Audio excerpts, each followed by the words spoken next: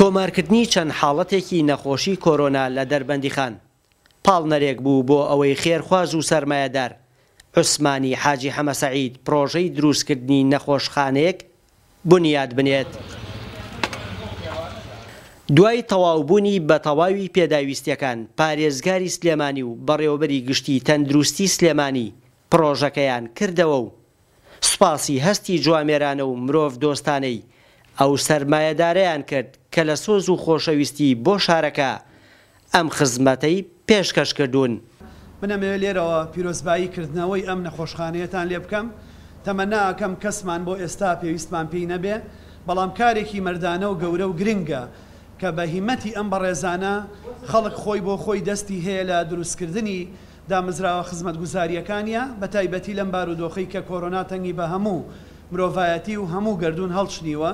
تەنیا پەیوەست نییە بە دەربەنیخان یا بە سلێمانی یا بە کوردستانیان بە عێراقەوە، پەیوەستە بە هەموو دنیاوە. ئەو ئامادەیی و هاتنە پێشەوەیە کارێکی گەورە و گرنگە. دەریەخاکە ئێمە لە هەر بارودۆخێکا بەیەکەوە بین، ئەتوانین ئەنجامی باشمان هەبێ و لە هەر قۆناغێکیشا بەیەکەوە نەبین. بەڕاستی چەند دەسەڵات و توانا و داهاتمان هەبێ شکستێنین.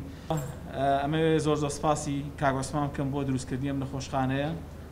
بەڕاستی شتێکی زۆر جوان و ناوازەیان دروست کردووە و شاری دەربەنیخان توانم بڵێم تا ماوەیەکی زۆر دوور و درێژ سوود لەم نەخۆشخانەیە بینێ تا و کاتێک کۆرۆنا هەیە. ئەگەر کۆرۆناژی شەڵانەما بە زووترین خات کۆنتڕۆڵ کرا، ئەم نەخۆشخانەیە سوودی زۆر گەورەیە بێ بۆ دەربەندیخان و زۆر سپاسی کاگناسی حیشەکەم بەڕاستی هەمیشە پشتیوانی کەتی تەندروستی بۆ لە دەربەنیخان و سپاسی هەموو ئەو پزیشک و کارمەندە بەڕێزانە کەم لە بەڕێوەبەرایەتی تەندروستی دەربەنیخان کە ئەم ماوەیە کاری زۆر باشیان کردو. وەک خاوەن پرۆژەکە دەڵێت بنیاتی پرۆژەکە بە تەواوی مەرجە ئەندازەیەکان و پێداویستیەکانی نەخۆشخانەکە دروست کراوە و لە داهاتووشدا دەیانەوێت بکرێت بە شوێنێک بۆ خزمەتی نەخۆش و ئەو کەسانەی پێویستیان بە خزمەتگوزاری تەندروستیە.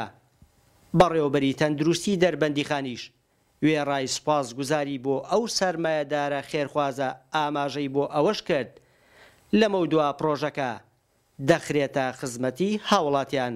طبعا من فترەیەک زۆر پێشتر لە وەزعی کۆرۆناش بڕیارە مابوو کە خزمەتێکی ئەم شارە بکەم. ئەوە بوو ئەم وەزعەکە هاتە پێشەوە. بەڕاستی بینیم کە ئەم شارە پێویستی بەوەیە وەکو شوێنەکانی کە خزمەت بکرێت. منیشتا سام لەسەر ئەرکی خۆم ئەم خەسەخانەیەم دروست کردووە و هەموو پێداویستیەکانیشی بگرێت لە سەدانەوەدیم تەواو کردووە و هەنێشتی کەمی ماوە. ئینشاڵڵا بە جودی ئەم بەڕێزانەش و حکوومەت کە بتوانێت ئەوە کەشی تەواو بکە. تەناشتێک لای من گرنگە کە ئەم خەسەخانە لێرە دروست کراوە وەکو بینایەک و هەیکەل نەمێنێتەوە، بتوانرێ ئەم شارە خزمەتی و ئیسفادەی لێ بکە. خەڵک یعنی بتوانن کارمەندەکان و ئەوە جیزانی کە نوقسانە بۆی تەواو بکرێت.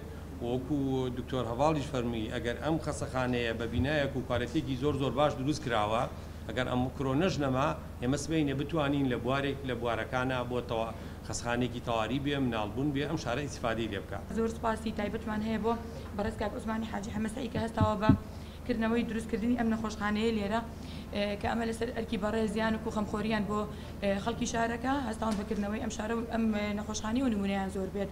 نەخۆشخانەکە بە ناوی نەخۆشخانەی بێشکان بە تایبەتمەندی دروستکراوە و 26 تەختی نەخۆش و تاقیگە و ژووری تیشک و خزمەتگوزاریە تەندروستیەکان لە خۆ دەگرێت. ئەگەرچی لە بنەڕەتدا بە ئامانجی خزمەتکردنی دانیشتوان و هاوڵاتیانی شاری دەربەندیخان نەخۆشخانەکە بنیات نرا، بەڵام ئومێدی هەموو لایەکە کە هیچ کەسێک پێویستی بەم نەخۆشخانەیە و سەرجەم نەخۆشخانەکانی تر نەبێت. سەلام ڕۆڤگەلی کوردستان، دەربەندیخان.